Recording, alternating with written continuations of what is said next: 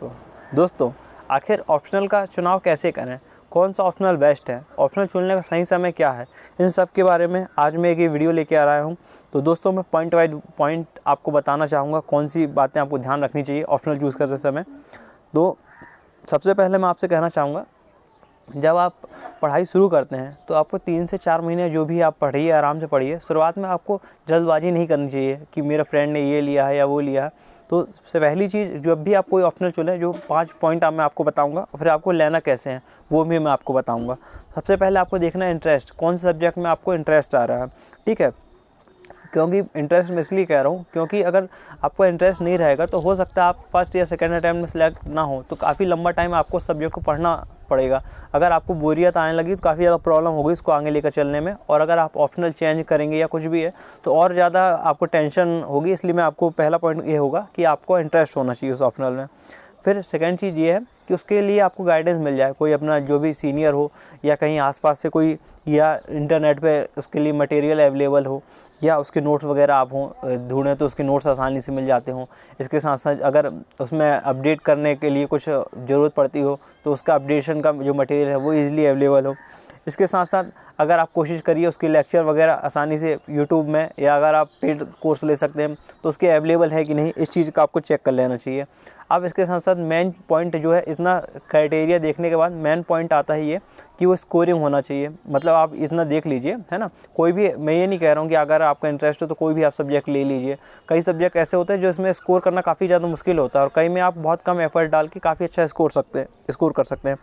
तो आपको लेना है कि जो स्कोरिंग हो। और उसके साथ साथ आपको एक चीज़ और, लास्ट जो क्राइटेरिया रहेगा वो ये कि अगर आप उसको जल्दी जल्दी रिवाइज़ करा पाएँ, 3 या 4 महीने में आपका सब्जेक्ट ख़त्म हो जाए, फिर उसके बाद 2 से महीने, फिर 1 महीना, इस टाइम में आप उसको रिवीजन करने लगें, है ना। इतना आपका होना चाहिए। और मेन चीज़ ये कि जब आप, जैसे ऐसी कंडीशन बनती कि पढ़ते पढ़ते बोर हो गए, अब क्या पढ़ें या कुछ और काम करने हैं, तो ऑप्शनल आपके लिए इतना इंटरेस्टिंग होना चाहिए कि सब काम से आप बोर हो जाएं, उसके बाद आप पढ़ने बैठे तो आपका मन लग जाए।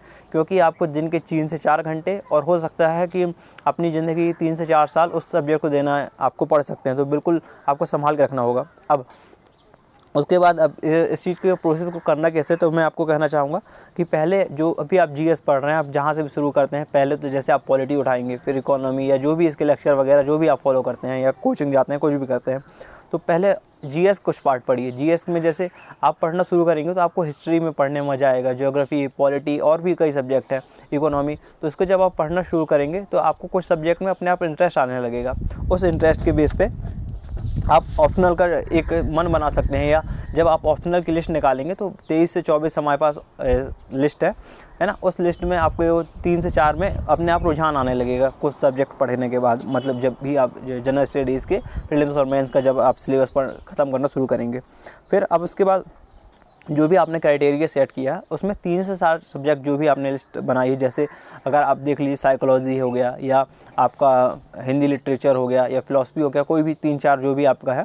उसके बाद आपको क्या करना है, जिसमें सबसे ज़्यादा इंटरेस्ट है तो आप क्या करिए, उसका सिलेबस डाउनलोड करिए, और उसके प्रीवियस ईयर के जो पेपर है वो डाउनलोड कर लीजिए, और उसको देखिए, और उसमें देखिए आपकी रीच कहाँ तक है, कहाँ तक आपको समझ में आ रहा है, क्या है। तो जैसे आपने पहला सब्जेक्ट लिया है ना, ऐसे ही आपको उसके बाद उसको आप क्या करना है, उसके यूट्यूब पे लेक्चर वगैरह देखिए, कुछ उसमें आपको बेसिक चीज़ें समझ में आने लगेगी। उसका जो भी सब्जेक्ट है उसका बेसिक मटेरियल आप देखेंगे, समझ में आने लगेगा, भाई मेरे को समझ में आ रहा है, नहीं आ रहा है, कितना मैं स्कोर कर सकता हूँ, नहीं कर रहा हूँ। कुछ दिन आपको 8 से 15 दिन इसमें देना चाहिए, भले आप 1 से 2 घंटे ही दें।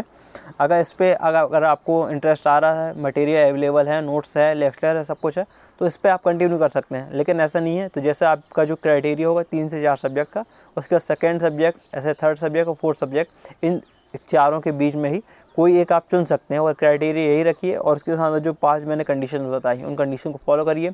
अब मैं दोस्तों उम्मीद करता हूँ ये वीडियो आपका ऑप्शनल चूज़ करने में काफ़ी ज़्यादा मददगार साबित होगा।